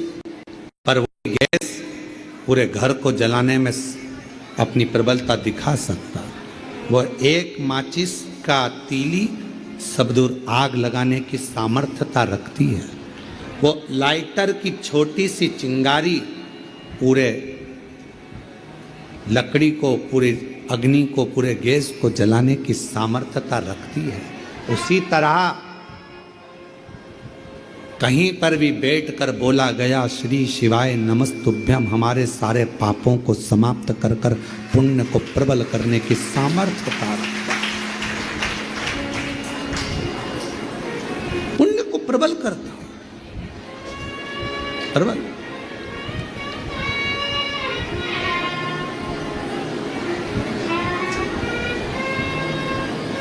सब कुछ समाप्त हो सकता है। संसार में आकर आपने जो कमाया वो भी एक दिन समाप्त हो जाएगा। कपड़े बनवाए, जूता बनवाया, हार बनवाया, जो भी तुमने सामग्री बनवाई, हो सकता है कि एक दिन वो समाप्त हो जाए। घर भी बनाया, मकान भी बनाया, बंगला भी बनाया, हो सकता है कि उसकी ईंट, सीमेंट, गारा समाप्त हो जाए। 100 साल में, 150 साल में, 200 साल में, 500 साल में मकान, पत्थर, लकड़ी, कपड़ा, जेवर, आभूषण, ये सब समाप्त हो जाते। जो शरीर मिला वो भी समाप्त हो जाता, वो भी हो जाता। आप लोगों से निवेदन है, गीले मत होई है। बड़े बड़े शेड बने हुए हैं, आप उनमें जाकर बैठकर कथा सुनिए, माइक की आवाज़ आप तक पहुंच जाएगी। आप लोग गीले ना हो, कृपया निवेदन है, कोई भी गीला ना हो। पानी तेज है, जलवृष्टि बहुत ज़्यादा है, इसलिए आप लोग जो सूखी जगह है, गौशाला में चले जाएं, जो धर्मशाला में चले जाएं, या भवन में, जहाँ जहाँ जगह मिले वहाँ चले जाएं। शंभु। और महादेव नमन चरणों में, महादेव नमन चरणों में, स्वीकार कीजिए सबका किया है मेरा भी उद्धार कीजिए, उद्धार कीजिए। है त्रिपुंडधारी, है त्रिशूलधारी, है त्रिपुंडधारी, है त्रिशूलधारी। चरणों में तेरे बाबा जी पावन है चारों धाम, चरणों में तेरे बाबा जी पावन चारों धाम, तेरी देव करते वंदना, पूजे सीताराम। तेरी देव करते वंदना, पूजे सीताराम। हो जाए पूरी कामना, हो जाए पूरी कामना, उपकार कीजिए सबका किया है, मेरा भी उद्धार कीजिए, उद्धार कीजिए। है त्रिपुंडधारी, है त्रिशूलधारी, है त्रिपुंडधारी, है त्रिशूलधारी। शिव कथा कर रही है, भगवान शंकर का चरित्र कर रहा है। 100, 200, 300, 400, 500 सालों में सीमेंट, लोहा, लकड़ी, कपड़ा, पत्थर, ये सब समाप्त हो जाता, सब समाप्त हो, शरीर भी हमारा चले जाता है। शिव महापुराण की कथा कहती है कि ये सब कुछ समाप्त हो जाता है, पर मनुष्य देह में आकर आपने जो पुण्य करा, मानव देह में आकर आपने जो भजन किया, मानव देह में आकर आपने जो एक लोटा जल बाबा को चढ़ाया, शिव नाम लिया, कथा सुनी, भूखे को भोजन कराया, प्यासे को पानी पिलाया। शिव महापुराण की कथा कहती है लकड़ी, कपड़ा, मकान, लोहा, जायदाद, जमीन सब 200, 300, 400, 500 साल में समाप्त हो जाएगा, पर तुमने जो पुण्य करा है वो पुण्य तुम्हारे साथ हर पल, हर घड़ी, हर क्षण बारंबार बारंबार। वो पुण्य समाप्त नहीं होता, सत्कर्म समाप्त नहीं होता। जो तुमने भूखे को भोजन कराया, प्यासे को पानी पिलाया, किसी को कथा के पंडाल में आए हुए किसी व्यक्ति को एक निवाला भी आपने दिया, एक टॉफी भी दी है, जरा सा पानी भी पिलाया है, एक बिस्कुट का टुकड़ा भी अगर दिया है, एक अन्न का दाना भी दिया है, वो खाली नहीं जा सकता, वो आपके साथ में रहेगा। तो किसी ने पूछा कब तक रहता है हमारा पुण्य, हमारे साथ में कब तक रहता है? शिव महापुराण की कथा कहती है जितने जन्म तुम लोगे, जितनी बार मृत्यु लोक में तुम्हारा जन्म होगा, चाहे तुम जीव जंतु बनकर जन्मो, चाहे तुम मनुष्य बनकर जन्मो, चाहे पक्षी बनकर जन्मो, चाहे पशु बनकर जन्मो, तुम जितना जितना जन्म लोगे, हर जन्म में तुम्हारा करा गया पुण्य, तुम्हारा चढ़ाया गया एक लोटा जल का पुण्य, तुम्हारा भूखे को भोजन कराए का पुण्य, तुम्हारा प्यासे को पानी पिलाए का पुण्य तुम्हारे साथ हर जन्म में तुम्हारा साथ देगा, प्रत्येक जन्म, प्रत्येक जन्म।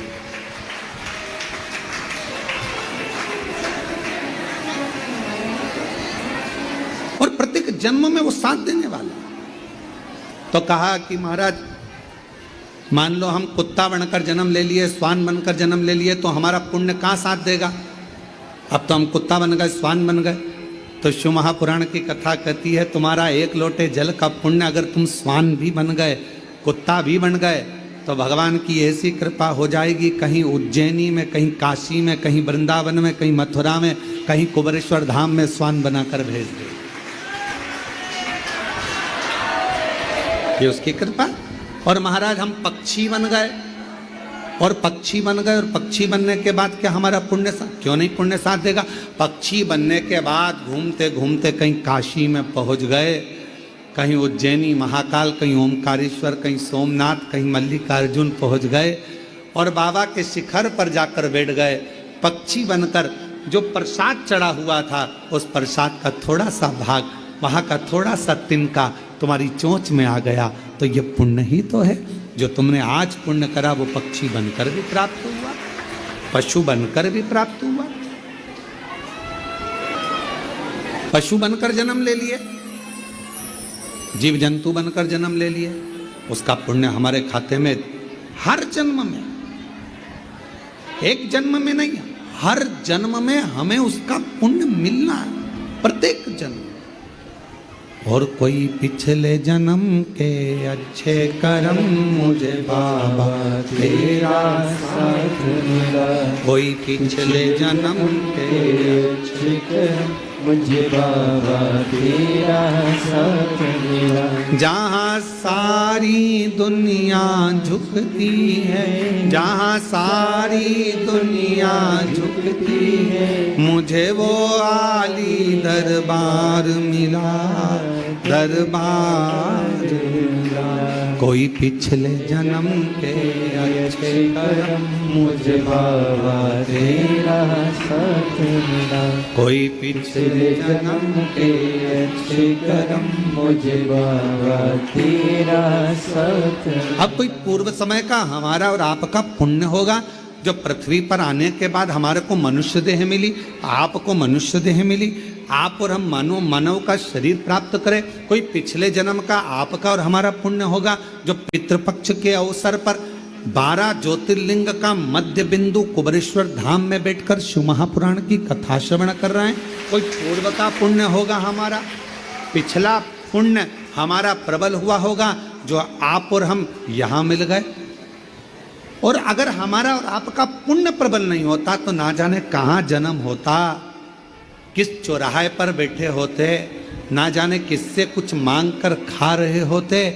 पर ये तो पूर्व का पुण्य आपका और हमारा हुआ जो भगवान ने अच्छा घर, अच्छा परिवार, अच्छा कुटुंब, अच्छी पत्नी, अच्छा पति, अच्छे बच्चे, अच्छा परिवार, साथ में शिव जी की कृपा से ये पूरा डिपार्टमेंट शरीर अच्छा दिया है। तुम्हारा बाबुल है तुम्हारा, क्या सोचना, हम तो बाबा के भरोसे चलते, शिव के आश्रित हो जा, उसके भरोसे चलो ना।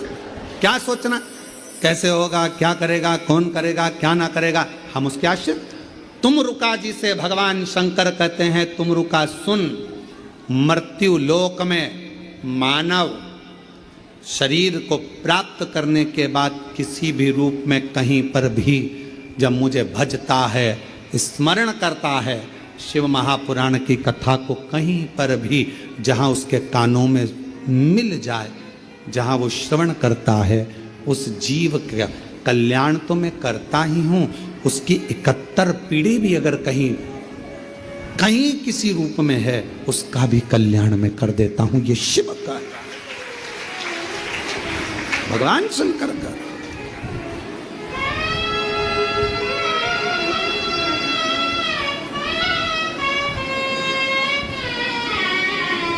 हम उसके आश्रित तो हों।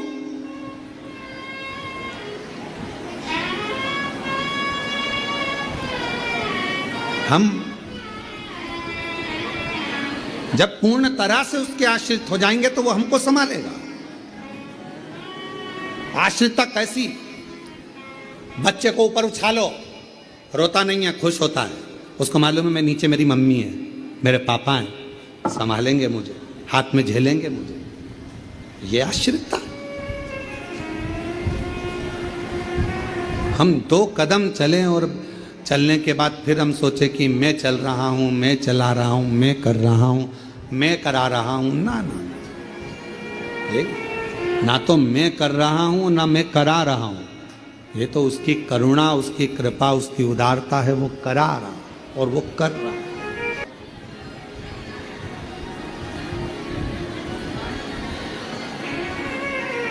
पार्वती जी से कहते हैं, पार्वती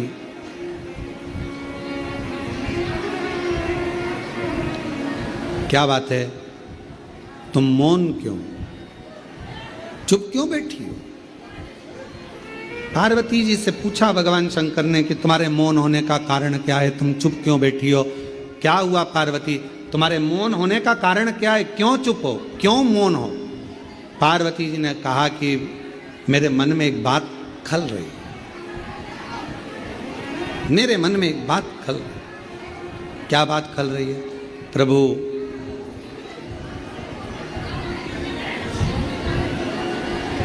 मैं गंगा मैया को जब जब देखती हूँ, गंगा महारानी को, तो मेरे मन में भाव आता है कि मेरी बहन गंगा, जिसने एक ऋषिवर के ऊपर जल फेंका और जल फेंकने के बाद में वो स्त्री के शरीर से छूटकर जल के रूप में प्रवाहित हुई, गंगा को भी। क्या गंगा जी भी मुझे देखकर ये विचार करती होंगी कि मेरी बहन के साथ में मैंने ये कृत्य किया? मैं उसको श्राप देने के लिए जा रही थी, पर भगवान शंकर ने मुझे रोक लिया, शिव जी ने मुझे रोक लिया। क्या गंगा जी भी ये सोचती होंगी? भगवान देवाधिदेव महादेव ने अपनी मां पार्वती, जगत जननी जगदम्बा दुर्गा को जो शब्द कहे, संसार का एक एक व्यक्ति शब्द को अपने अंदर उतार कर रखना। शिव कहते हैं पार्वती से, सुनो पार्वती, कोई अच्छा कहेगा तुम अच्छे हो गए, कोई बुरा कहेगा तुम बुरे हो गए।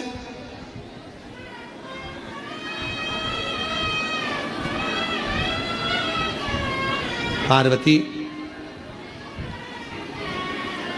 किसी के अच्छे कहने से अच्छा हो जाना, किसी के बुरा कहने से बुरा हो जाना, ये बात अपने मन में कभी नहीं रखना। दुनिया का काम है, आप कुछ अच्छा करते रहोगे तो वो तुम्हारी बड़ाई करते रहेंगे, और तुमने एक भी गड़बड़ी कर दी तो वो अच्छा जितना करा था सब पे पानी फेर कर तुम्हारी बुराई करने में लग जाए।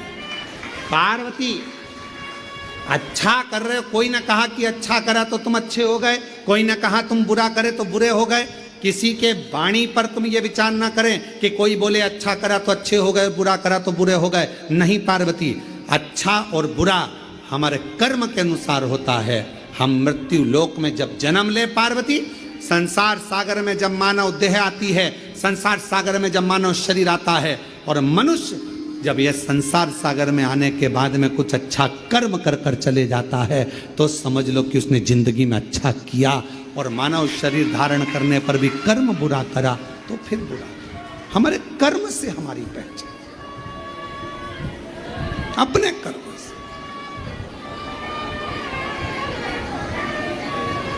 और मत बुरे कर्म कर बंदे, वरना पछताएगा। भगवान की आँखों से तो बच नहीं पाएगा, तू बच नहीं पाएगा। अरे ओ अज्ञानी, मत करना गानी, तेरे कर्म का फल भी तू ही पाएगा। जैसा किया तूने तेरे आगे आएगा। मत बुरे कर्म कर बंदे, वरना पछताएगा। भगवान की आँखों से तू बच नहीं पाएगा, तू बच नहीं पाएगा। अरे ओ अज्ञानी, मत करना गानी। अरे ओ अज्ञानी, मत करना गानी। कि मरने के बाद तो भगवान से मिलाओ, मुझसे मिलाओ, पर पाटा मिलाना है, पितरों में मिलाना है, पिंडदान तर्पण करके पूर्वजों में मिलाना है, पितरों में मिलाना। क्यों मिलाना? उसका एक कारण, एक कारण। पितरों में इसलिए मिलाया जाता है कि जिस समय पर पृथ्वी पर जो जीव चला गया, जो व्यक्ति चला गया, उसके बेटे, उसकी बेटी, उसके नाती, उसके पंती, उसके परिवार वाले, उसकी 7 पीढ़ी में, 71 पीढ़ी में भी अगर कोई जीवित होगा और वो शिव महापुराण की कथा यदि सुन रहा होगा, तो उसका जो पूर्वज गए हैं उनके कंधे पर भगवान नारायण 33 कोटि देवता हाथ रखकर आशीर्वाद देकर कथा श्रवण।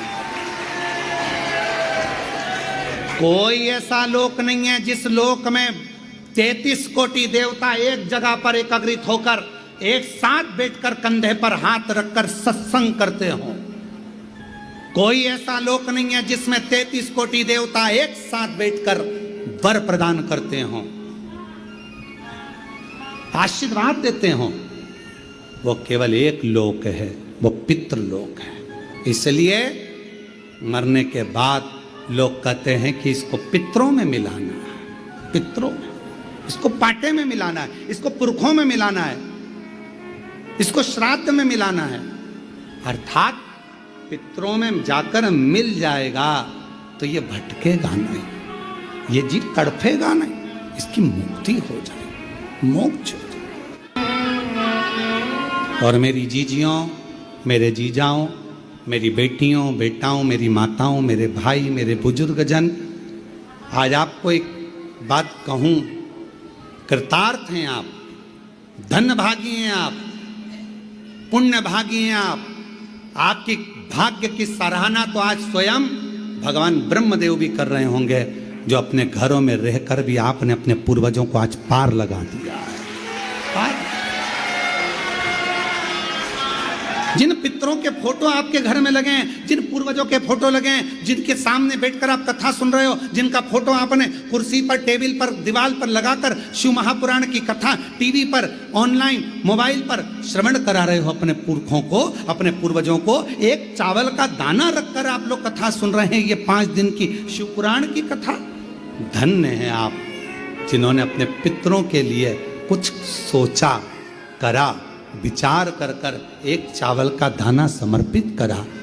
वो पितर भी आपको जरूर आशीर्वाद देंगे, वर देंगे, और शिव की साक्षी में वो वर आपका कल्याण करेगा, वर करेगा। मिलाया शिव तत्व की ओर, भगवान की ओर मुझे परमात्मा नहीं मिला। श्रीमद् भागवत का ये संवाद देव ऋषि नारद का कथा है। भगवान नारायण से प्रश्न किया कि मैंने इतना तप किया और परमात्मा नहीं मिला, और वो ध्रुव जी को 4 वर्ष में, प्रहलाद को 5 वर्ष में भगवान का दर्शन हो गया। कैसे, क्यों?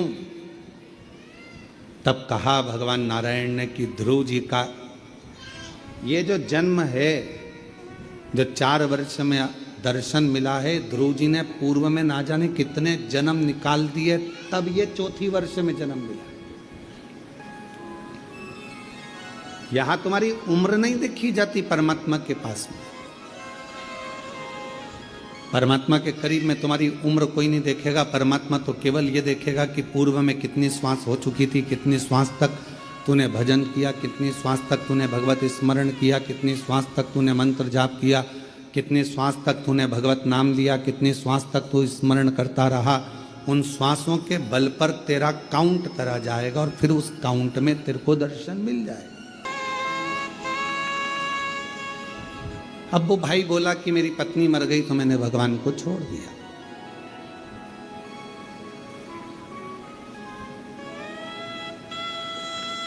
हमने कहा भगवान कोई दूसरा रास्ता निकालेगा। तुम कितने वर्ष के हो? कहा 40 वर्ष का हूं। मैंने कहा इतने अवस्था में तुम अपनी हिम्मत को हार दिए, परमात्मा को छोड़ दिए। अपने भीतर एक आस्था और प्रकट करो, अपने भीतर परमात्मा के प्रति भाव प्रकट करो। उसने फिर भगवान की अविरल भक्ति को करना प्रारंभ करा, भजन करना प्रारंभ करा, और वो व्यक्ति हमको 2-3 साल तक नहीं दिखा। 2-3 साल के बाद वो व्यक्ति फिर दिखा, तो हमने फिर पूछा क्यों भाई अब कैसे हो? शिव जी को जल चढ़ाते हो? हाँ, मैं भी चढ़ाता हूँ और मेरी पत्नी भी चढ़ाती है।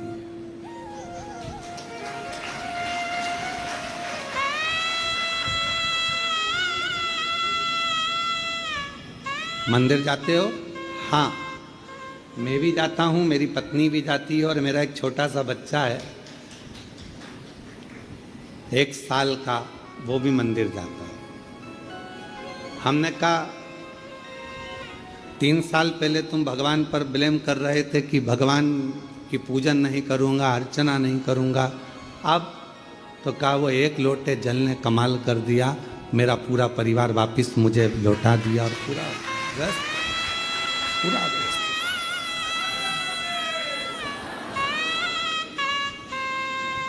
आस्था है शिव पर तो दुनिया के सारे दुख में एक रास्ता शिव तुम्हारे लिए अलग से खोल दे। यदि शंकर भगवान पर यदि आस्था है तो शिव रास्ता खोलेगा।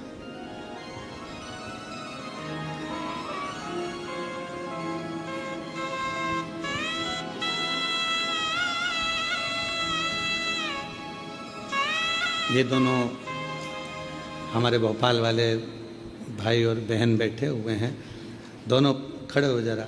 ये दोनों पति पत्नी आज से नहीं, बाबा के धाम से कई सालों से जुड़े हुए। जिस समय पर बाबा के धाम में कुछ भी नहीं था, केवल कंकर ही कंकर था और बाबा ही बाबा थे और पेड़ ही पेड़ थे, उस समय पर से ये लोग जुड़े हुए हैं।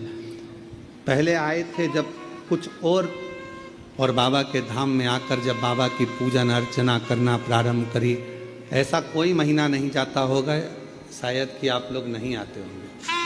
और मैं तो नाम भी नहीं जानता, केवल स्वरूप से पहचानता।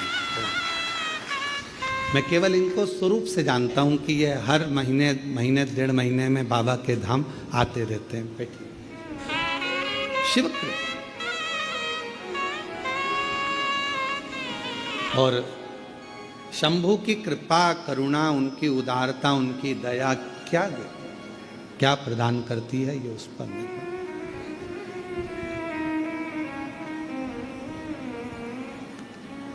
मैंने तेरे ही भरोसे बाबा, तेरे ही भरोसे हवा विच उड़ती जाई, बाबा नूर तो छड़ना में कटी जावागी। भोले मैं तेरी पत्नी, शंभु मैं तेरी पत्नी। एक विश्वास, आस्था में रास्ता।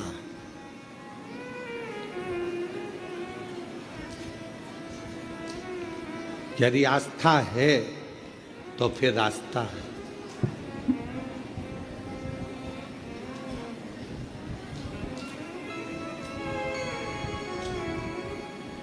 और यदि विश्वास नहीं है, आस्था नहीं है, तो परमात्मा फिर कोई रास्ता नहीं देगा।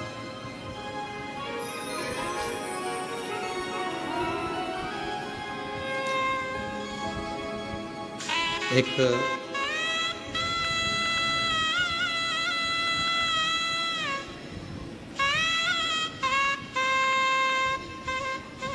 केवल विश्वास ही ऐसा मूल है जो हमें परमात्मा के करीब में पहुंचाता है। इसलिए शायद तुलसी बाबा जी ने रामचरितमानस में शंकर विश्वास रूपिणों कहा। इसलिए शायद देवाधिदेव महादेव के लिए तुलसीदास बाबा ने शंकर जी को विश्वास का नाम दिया। तो फिर निवेदन करें इस कंकर शंकर की भूमि से, इस व्यासपीठ से कि मानो तो गंगा माहूं और ना मानो तो बेटा। आप मानो तो शिव है, आप मानो तो कंकर शंकर की धरा पर एक कंकर उठाकर जो आप अपने दिल की बात कह रहे हो तो वो शिव है। मानो तो मैं भगवान शंकर इस कंकर में समाहित है, और अगर ना मानो तो केवल एक कंकर, केवल एक कंकर। आप कहीं पर भी चढ़ाकर देखना, वो अपना असर जरूर करेगा। बंजर भूमि पर आप एक लोटा जल चढ़ाते रहो तो बंजर भूमि में भी कुछ ना कुछ पौधे छोटे छोटे अंकुरित हो जाएंगे। उसमें तुमने बीज नहीं डाला, उसमें तुमने कुछ लगाया नहीं है, पर बंजर भूमि में भी अगर एक लोटा जल रोज डाल रहे हो तो उसमें भी अंकुरित हो जाएगा पौधा, छोटे छोटे नए नए तरह के पौधे आ जाएंगे पानी से। पत्थर पर डाले जाओ तो पत्थर पर भी निशान पड़ जाएंगे, लकड़ी पर भी डाले गए, वहीं पर भी तुमने एक लोटा जल रोज चढ़ाना चालू करा तो वहां कुछ ना कुछ आपको लगेगा। उसी तरह सब जगह से हटाकर अगर दिल रखकर, आस्था रखकर, विश्वास रखकर आप शिव जी के मंदिर में जाकर एक लोटा जल चढ़ाना प्रारंभ करोगे तो मेरा देव अधिदेव महादेव वहां भी कुछ ना कुछ आप पर करुणा जरूर है। यारा में क्या कर, जब एक ही जगह पर सब हैं तो फिर हम हमारी बुद्धि को क्यों इधर उधर कर रहे हैं? क्यों? फिर तो ये भृंगी जैसा चरित्र हो गया। भृंगी ने क्या करा था? शिव पार्वती पास में बैठे हुए थे, शंकर जी की आराधना करता था भृंगी, रोज एक परिक्रमा शिव जी की करता था। आज पार्वती जी पास में बैठी थी तो भृंगी ने सोचा परिक्रमा कैसे करूं, तो भृंगी बीच में से निकलने लगा, पार्वती जी और शिव जी के बीच में से। पार्वती जी ने देखा ये तो बीच में आ रहा है, पार्वती जी और चिपक गई शिव जी से। उसने देखा थोड़ी सी जगह बची है तो उसमें से निकलने लगा। शंकर भगवान मुस्कुरा के पार्वती जी से बोले अब क्या करेगी? पार्वती जी खड़ी हुई, शिव जी की गोदी में बैठ गई। ले अब निकल, कहां से निकलेगा? अब निकल। और भृंगी ने भंवरे का रूप रख लिया, दोनों के बीच में से उड़ के, जो थोड़ी सी जगह थी दोनों के बीच में, पार्वती जी गोदी में बैठी है, दोनों के बीच में जो थोड़ी सी जगह थी उसमें से निकलने लगा। तब पार्वती जी ने कहा तूने शिव और पार्वती को अलग समझा है। शंकर, पार्वती और 33 कोटि देवता ये कोई अलग नहीं है, सब शिव में समाये हैं। ये तेरा भ्रम है, ये तेरा भ्रम है। इसीलिए मैं तुझे श्राप देती हूं। तेरे शरीर में जितना मांस है वो मां का दिया हुआ है, जितनी अस्थियां हैं वो पिता की दी हुई है। अगर तू माता से भेद करता है तो तेरे शरीर के मांस छिन्न हो जाए, केवल हड्डियों का ढांचा रह गया था। प्रार्थना करी क्षमा करो, क्षमा क्षमा क्षमा करो, क्षमा करो। यह हमारा भ्रम है। हम जिन जिन मंदिर में जाते हैं तो कई लोग हमको लोटा भर के जल देकर कहते हैं ये गणेश जी पे चढ़ा दो गुरुजी। हमने कहा वहां है सब। गुरुजी पार्वती जी को जल चढ़ा दो, गुरुजी कार्तिकेय जी को जल चढ़ा दो। हम एक लोटा जल लेकर शंकर जी के मंदिर में जाकर शंकर जी के चारों तरफ चढ़ाकर आखिरी में शिव जी को चढ़ा देते हैं। उसमें सब समाया है, पूरा 33 कोटि देवता, सारे देव, सारे आनंद, सारी देवियां सब उसी में है। तो हम क्यों भटके?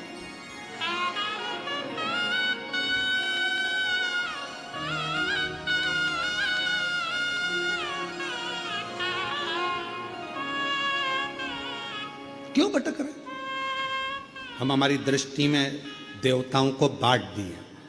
जिसने शिव महापुराण की कथा को समझ लिया उसने शंकर जी को जल चढ़ाना, पार्वती जी को जल चढ़ाना, गणेश जी को जल चढ़ाना, कार्तिकेय को जल चढ़ाना, पितरों को जल चढ़ाना, देवताओं को जल चढ़ाना सीख लिया कि इसी पर चढ़ा दो, सब स्वीकार कर ले, सब।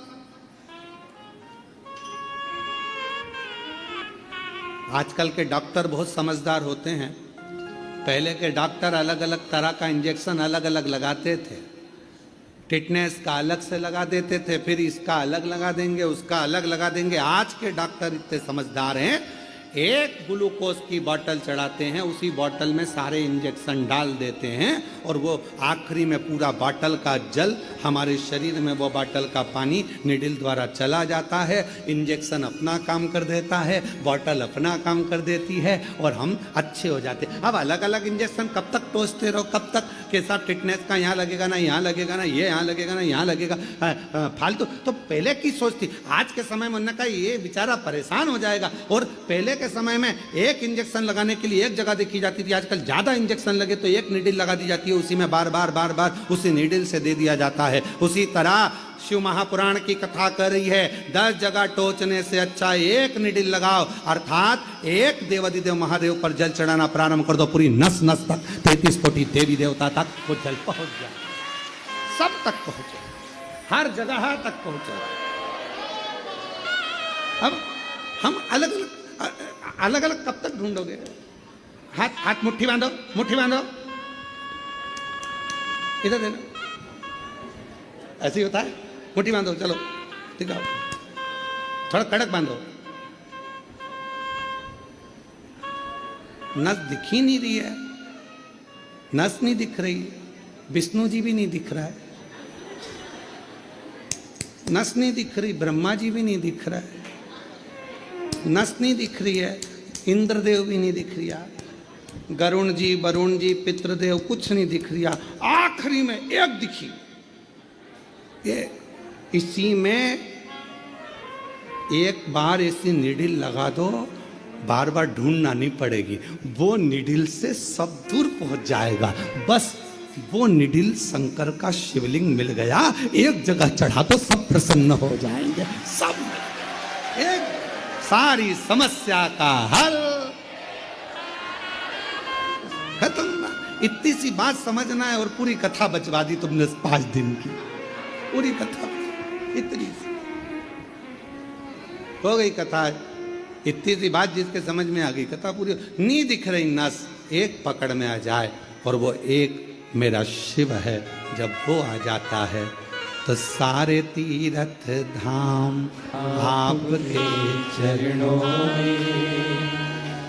हे गुरुदेव प्रणाम आपके चरणों में, सारे तीर्थ धाम आपके चरणों में। हे गुरुदेव प्रणाम आपके चरणों में।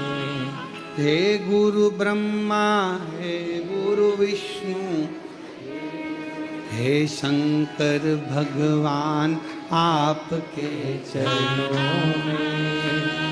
हे गुरुदेव प्रणाम आपके चरणों में। ब्रह्मा जी आपके चरणों को नमन, भगवान नारायण आपके चरणों को नमन, भगवान शिव आपके चरणों को नमन। सर्व है शिव, सर्व। हम भटक रहे हैं और भटकाने वाले कोई नहीं, हम खुद अपने आप में भटक रहे हैं। एक पति रोज रसोई घर में जाता, किचन में शक्कर का डब्बा खोलकर देख कर आ जाता। पति रोज रोज किचन में जाता, रसोई घर में शक्कर का डब्बा खोलता, शक्कर का डब्बा खोल के देख के बंद करके फिर आ जाता। फिर रात को पति गया, फिर शक्कर का डब्बा खोला, फिर शक्कर देखी, फिर वापिस आ। एक दिन पत्नी ने देखा कि आधी रात को जाता कहाँ है, और पत्नी गई पीछे पीछे पति को, तो पति ने शक्कर का डब्बा खोला, शक्कर देखी और शक्कर देखकर और वापिस आ गया। पत्नी ने पूछा ये क्या पागलपंती कर रहे हो, रोज रोज शक्कर का डब्बा खोलते हो, शक्कर देखकर आकर वापिस सो जाते हो। पति बोला डॉक्टर साहब ने बोला था शुगर चेक करते रहना।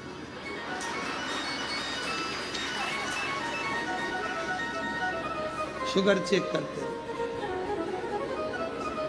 अब उसने कहा था शरीर की शुगर चेक करना, वो डब्बे की करना। हम भी इसी भ्रम में जी रहे हैं, हमारा भी आदत यही हो गई। हम कथा तो सुनते हैं, कथा में बहुत सारे सार तत्व भी आते हैं, कथा में से हम बहुत कुछ रसतत्व भी निकालते हैं, पर आखिरी में हम अपने विवेक से चले, हम परमात्मा को पहचान नहीं पाते। हम शिव को जान नहीं पा रहे।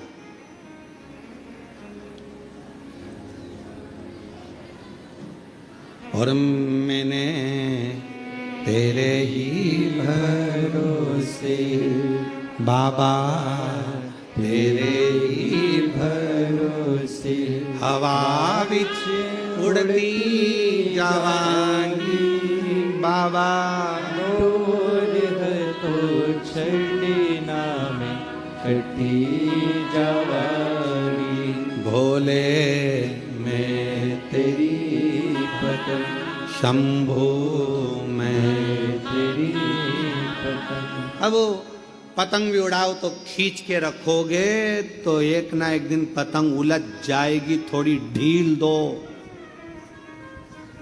थोड़ी ढील पतंग में जरूरी है तो पतंग उलझेगी नहीं, कटेगी नहीं।